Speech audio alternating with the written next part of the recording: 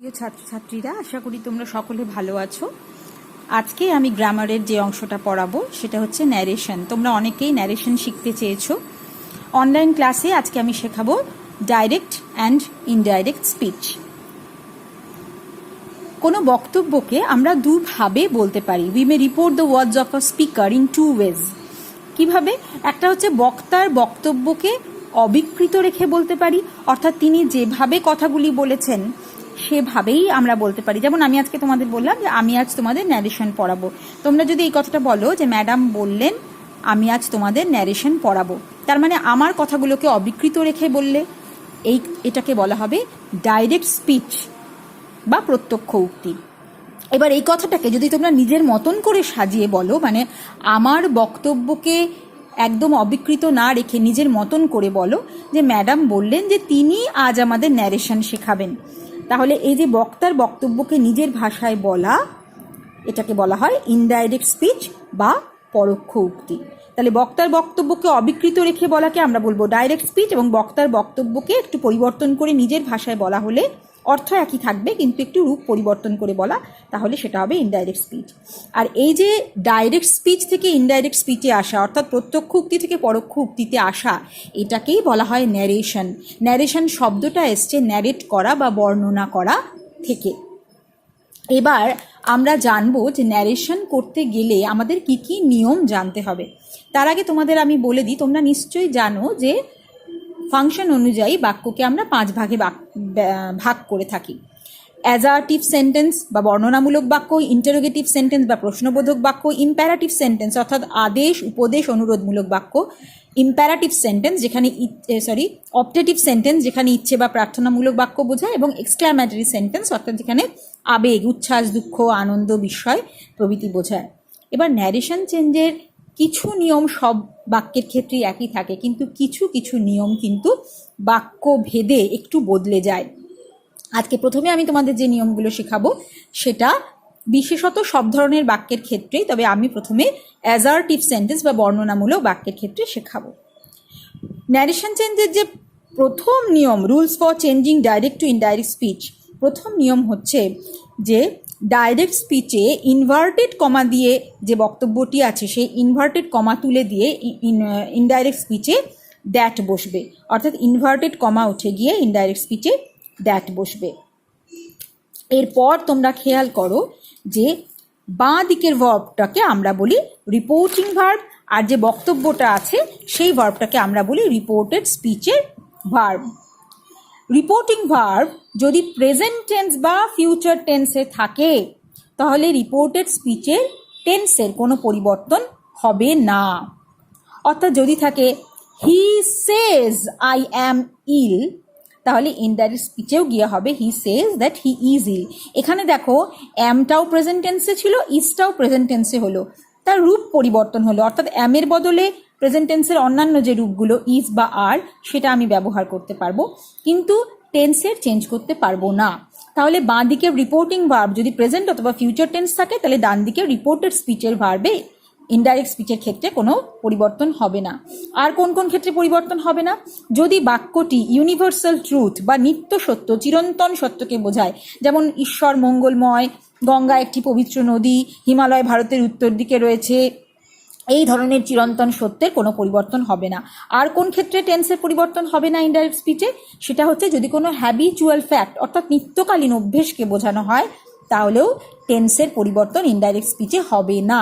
এখানে কতগুলো উদাহরণ আছে দেখো। হি সেজ গড ইজ গুড, যেহেতু এটা ইউনিভার্সাল ট্রুথ তাই জন্য ইনভার্টেড তুলে দ্যাট বসলো, বাকি সব একই থাকলো। He says that God is good. পরেরটা Raja says I am happy, indirect স্পিচে কি হয়ে গেল? Raja says that he is happy. এটাও দেখতে পাচ্ছ যে বাঁ দিকে যেহেতু প্রেজেন্ট টেন্স আছে তাই জন্য ডান দিকে টেন্সের পরিবর্তন হলো না, শুধু আই এর সাথে অ্যাম হয় কিন্তু হি এর সাথে হলো ইজ, অর্থাৎ টেন্সের রূপ পরিবর্তন হলো কিন্তু টেন্সের পরিবর্তন হলো না। 3 নম্বরে দেখো Avi will say my parents have gone out, Avi will say that his parents have gone out. এখানেও দেখো ভার্বের কোনো পরিবর্তন হলো না। কেন হলো না? কেননা রিপোর্টিং ভার্বটা ফিউচার টেন্সে ছিল। তাহলে আমাদের এটুকু মনে রাখতে হবে যে নিত্য সত্যের ক্ষেত্রে পরিবর্তন হবে না, হ্যাবিচুয়াল ফ্যাক্টের ক্ষেত্রে পরিবর্তন হবে না, এবং রিপোর্টিং ভার্ব যদি প্রেজেন্ট অথবা ফিউচার টেন্স থাকে তাহলে ইনডাইরেক্ট স্পিচের ক্ষেত্রে টেন্সের কোনো পরিবর্তন হবে না।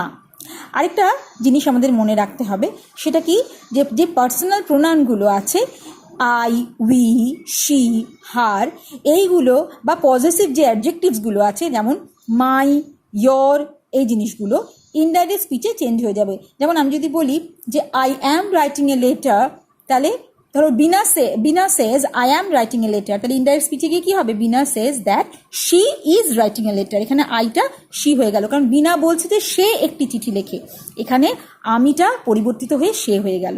ফলে এগুলো তোমাদের মনে রাখতে হবে যে কোথায় আমি বা তুমি পরিবর্তিত হয়ে কি হবে। আরেকটা কথা, এই জিনিসগুলো তোমাদের একটু মুখস্থ রাখতে হবে যে টুডে হয়ে যাবে that day, tomorrow the next day, yesterday হবে দ্য প্রিভিয়াস ডে, হেয়ার হয়ে যাবে দেয়ার, নাও হয়ে যাবে দেন, ইত্যাদি কতগুলো জিনিস তোমরা ছবিতে দেখতে পাচ্ছ। এই জিনিসগুলো তোমাদের ন্যারেশন চেঞ্জের ক্ষেত্রে মনে রাখতে হবে। এগুলোই হচ্ছে ন্যারেশন চেঞ্জের মূল কিছু নিয়ম। এর আগে তোমাদের আমি বলেছি যে রিপোর্টিং ভার্ব যদি প্রেজেন্ট অথবা ফিউচার টেন্সে থাকে তাহলে ডান দিকে রিপোর্টেড স্পিচের ভার্ব ইনডাইরেক্ট স্পিচে পরিবর্তিত হবে না, কিন্তু যদি রিপোর্টিং ভার্বটা পাস্ট টেন্সে থাকে এবং রিপোর্টেড স্পিচের ভার্ব যদি প্রেজেন্ট টেন্সে থাকে তাহলে কি হবে, যদি রিপোর্টিং ভার্ব পাস্ট টেন্সে হয় তাহলে ইনডাইরেক্ট স্পিচে রিপোর্টিং স্পিচের ভার্বটাও প্রেজেন্ট থাকলে করে দেবে পাস্ট টেন্স, প্রেজেন্ট কন্টিনিউয়াস থাকলে করে দেবে past continuous tense, present perfect করে দেবে পাস্ট পারফেক্ট টেন্স। যেমন কতগুলো উদাহরণ তোমরা দেখতে পাচ্ছ, Mina said I was busy. এখানে দেখো মিনা সেড, এটা রিপোর্টিং ভার্ব, এটা পাস্ট টেন্সে রয়েছে, আর বাক্যটা দেখো আই ওয়াজ বিজি, এখানে ওয়াজটাও পাস্ট টেন্সে রয়েছে। যদি বাঁ দিকেও পাস্ট টেন্স রয়েছে, ডান দিকেও পাস্ট টেন্স রয়েছে, সেক্ষেত্রে আমরা কি করব, সেক্ষেত্রে আমরা পাস্ট পারফেক্ট টেন্স করে দেব, অর্থাৎ ওয়াজটা হয়ে যাবে পাস্ট পারফেক্ট টেন্সে had been. Mina said that she had been busy. এখানে দেখো যেহেতু রিপোর্টিং ভার্বও পাস্ট টেন্সে ছিল এবং রিপোর্টেড স্পিচের ভার্বটাও পাস্ট টেন্সে ছিল, তাই জন্য আমরা ইনডাইরেক্ট স্পিচে গিয়ে যেহেতু উভয় দিকেই পাস্ট টেন্স আছে হয়ে গেল past perfect tense, had been হয়ে গেল। পরের sentence, Lata said I did the job. এখানেও দেখো রিপোর্টিং ভার্বে পাস্ট টেন্স রয়েছে সেড, এবং রিপোর্টেড স্পিচের যে ভার্বটা ডিড সেটাও পাস্ট টেন্স। আমরা একটু আগেই বললাম যদি রিপোর্টিং ভার্বও পাস্ট টেন্সে থাকে, রিপোর্টেড স্পিচের ভার্বও পাস্ট টেন্স থাকে, উভয় দিকে পাস্ট টেন্স, তাহলে হয়ে যাবে ইনডাইরেক্ট স্পিচে past perfect tense. Lata said that she had done the job. এরকম যদি আমি বলতাম he said I saw the Taj Mahal, তাহলে সেড আছে পাস্ট টেন্স, আবার স পাস্ট টেন্স, তাহলে হয়ে যেত হি said that he had seen the Taj Mahal, অর্থাৎ উভয় দিকে পাস্ট টেন্স হলে হয়ে যাবে পাস্ট পারফেক্ট টেন্স। কিন্তু যদি বাঁ দিকে পাস্ট টেন্স থাকে এবং ডান দিকে প্রেজেন্ট থাকে তাহলে প্রেজেন্ট থেকে সেটা পাস্টে করে দেবো, প্রেজেন্ট কন্টিনিউয়াস থেকে পাস্ট কন্টিনিউয়াস করে দেবো। এটাই হচ্ছে ন্যারেশন চেঞ্জের মূল নিয়ম। এই নিয়মগুলো সমস্ত বাক্যের ক্ষেত্রেই কিন্তু অপরিবর্তিত থাকবে। আরও কিছু উদাহরণ দেখলে তোমাদের ধারণাটা আরও স্পষ্ট হবে। এই যে নিয়মগুলো আমি বললাম যে ইনভার্টেড কমা তুলে দ্যাট বসবে, বা প্রোনাউনের ক্ষেত্রে কিছু পরিবর্তন আসবে, today that day, yesterday the previous day হয়ে যাবে, বা যেটা বললাম যে বাঁ দিকের ভার্বটার উপর নির্ভর করছে যে ডান দিকের টেন্সটা কি হবে। রিপোর্টিং ভার্ব প্রেজেন্ট টেন্সে থাকলে রিপোর্টেড স্পিচের ভার্বটাকে পরিবর্তন করব না, ফিউচার টেন্স থাকলেও পরিবর্তন করব না, কিন্তু যদি রিপোর্টিং ভার্বটা পাস্ট টেন্সে থাকে তাহলে রিপোর্টেড স্পিচের ভার্বটাকে প্রেজেন্ট থেকে পাস্ট করে দেবো, প্রেজেন্ট কন্টিনিউয়াস থেকে পাস্ট কন্টিনিউয়াস করে দেবো, প্রেজেন্ট পারফেক্ট থেকে পাস্ট পারফেক্ট করে দেবো। যদি রিপোর্টিং ভার্বটা পাস্টে থাকে তাহলে রিপোর্টেড স্পিচের ভার্বটাও যদি পাস্টে থাকে তাহলে উভয় দিকে পাস্ট থাকলে হয়ে যাবে দুদিকেই পাস্ট পারফেক্ট টেন্স। ঠিক সেরকম ক্যান থেকে হয়ে যাচ্ছে কুড, মে থেকে হয়ে যাবে মাইট যদি পাস্ট টেন্স বোঝায়, শ্যাল বা উইল পরিবর্তিত হয়ে যাবে উড, এবং he said I shall do this হয়ে যাবে he said that he would do this, এখানে শ্যাল বা উইল থেকে হয়ে যাবে উড। এই বেসিক নিয়মগুলো সব বাক্যের ক্ষেত্রেই এক হবে, শুধু যে নিয়মটা এবার পরিবর্তিত হবে বিভিন্ন বাক্যের ক্ষেত্রে সেটা আমি তোমাদের এবার বলছি। ইন্টারোগেটিভ সেন্টেন্স বা প্রশ্নবোধক বাক্যের ক্ষেত্রে কি হবে? ইন্টারোগেটিভ সেন্টেন্স বা প্রশ্নবোধক বাক্যের ক্ষেত্রে রিপোর্টিং ভার্বের সেডের জায়গায় আমরা বলবো জিজ্ঞেস করলো, জানতে চাইলো, অর্থাৎ সেডের বদলে আমরা বলবো আস্কড বা এনকোয়ার্ড, এবং তারপরে কিন্তু দ্যাট বসবে না। ইন্টারোগেটিভ সেন্টেন্সের ক্ষেত্রে দ্যাটের বদলে ইফ বা ওয়েদার বসবে। আবার যদি WH থাকে, যে who did this, when did you come, এরকম থাকে, তাহলে কিন্তু আস্ক বা এনকোয়ারির পরে ইফ না বসে ওই WH ফর্মটাই বসে যাবে। কতগুলো উদাহরণ দেখলে তোমাদের ব্যাপারটা পরিষ্কার হবে। যেমন she said, is something wrong, কিছু কি ভুল হয়েছে, কিছু কি গন্ডগোল আছে? তাহলে দেখো আমরা সেডের বদলে করলাম আস্ক, তারপরে ইফ যোগ করলাম, আর বাকি নিয়ম দেখো, যেহেতু বাঁ দিকে পাস্ট টেন্স আছে, ডান দিকে ইজটা হয়ে গেছে পাস্ট টেন্স। তাহলে she asked if something was wrong, সেডের বদলে আস্কড হয়েছে, ইনভার্টেড কমা তুলে ইফ বসেছে দ্যাটের পরিবর্তে, এবং ইজটা যেহেতু বাঁ দিকে পাস্ট টেন্স ছিল, ডান দিকে হয়ে গেছে ওয়াজ। এবার পরের sentence, Rana said where is my camera, আমার ক্যামেরাটা কোথায়? রানা জিজ্ঞেস করলো। তাহলে রানা জিজ্ঞেস করলো তার ক্যামেরাটা কোথায়, আমরা বলবো Rana asked where his camera was. এক্ষেত্রে লক্ষ্য করো, সেডের বদলে আস্কড হয়েছে, কিন্তু তারপরে ইফ বসেনি, যেহেতু ওয়্যার, হাউ, হুইচ, হোয়াট এরকম WH ফর্ম থাকলে আমরা আগেই বললাম যে সেই ফর্মটাই বসবে ইফের বদলে, তাই জন্য ওয়্যারটা ওয়্যারই আছে, শুধুমাত্র ওয়্যার ইজ মাই ক্যামেরা আমরা বলেছি ওয়্যার হিজ ক্যামেরা ওয়াজ। এক্ষেত্রে আমরা ভার্বটার পাস্ট টেন্স করেছি এবং সেটাকে বাক্যের একদম শেষে দিয়েছি, যাতে সে কি জানতে চেয়েছে সেটা আমরা পরিষ্কারভাবে বোঝাতে পারি। পরের বাক্য দেখো, Kuhu said will you give me a treat, Kuhu asked if she would give her a treat. এখানেও দেখো সেডের বদলে আমরা আস্কড বসিয়েছি, তারপর ইফ বসিয়েছি, আর উইল ভার্বটা যেহেতু বাঁ দিকে পাস্ট টেন্স ছিল সেড, এই জন্য রিপোর্টেড স্পিচের ভার্ব উইলটা হয়ে গেছে পাস্ট টেন্সে would, if she would give her a treat. আচ্ছা, এরপর আমরা চলে আসবো ইন্টারোগেটিভ সেন্টেন্সের আরও কিছু উদাহরণ তোমরা ছবিতে দেখতে পাবে, যার থেকে তোমাদের ধারণাটা আর একটু পরিষ্কার হবে। এবার আমরা চলে আসবো ইম্পারেটিভ সেন্টেন্স। ইম্পারেটিভ সেন্টেন্স মানে হচ্ছে আদেশ, উপদেশ বা অনুরোধমূলক বাক্য। এই ধরনের বাক্যের ক্ষেত্রে সেড এর বদলে রিপোর্টিং ভার্বের যে সেড বা সে যাই থাকুক না কেন, সাধারণত আমরা জানি সে টু থাকলে বা সেড টু থাকলে টোল্ড হয়ে যায়, কিন্তু এখানে আমরা টোল্ড বলবো না, আমরা এখানে সেডের বদলে আদেশ বোঝাতে বলবো অর্ডার্ড, উপদেশ বোঝাতে বলবো অ্যাডভাইসড, অনুরোধ বোঝাতে বলবো রিকোয়েস্টেড, এবং তারপরে দ্যাট বসবে না। সবসময় অর্ডার, অ্যাডভাইস বা রিকোয়েস্টের পরে ইনফিনিটিভ টু ব্যবহার করা হয়, এবং তোমরা জানো যে টু এর পরে ভার্বের কোনো পরিবর্তন হয় না, টু এর পরে ভার্বের প্রেজেন্ট ফর্মটাই শুধু বসে। সুতরাং ইম্পারেটিভ সেন্টেন্সের ক্ষেত্রে ন্যারেশন চেঞ্জটা খুব সোজা, শুধু অর্ডার্ড, রিকোয়েস্টেড বা অ্যাডভাইস লিখে দিলাম, তারপর টু দিয়ে যা আছে সেটাই বসে যাবে। যেমন কতগুলো উদাহরণ দেখো, father said go home at once, এক্ষুনি বাড়ি যাও, বাবা বললেন। তাহলে আমরা ইনডাইরেক্ট স্পিচে কি করব, father ordered or father advised to go home at once বা টু গো হোম ইমিডিয়েটলি।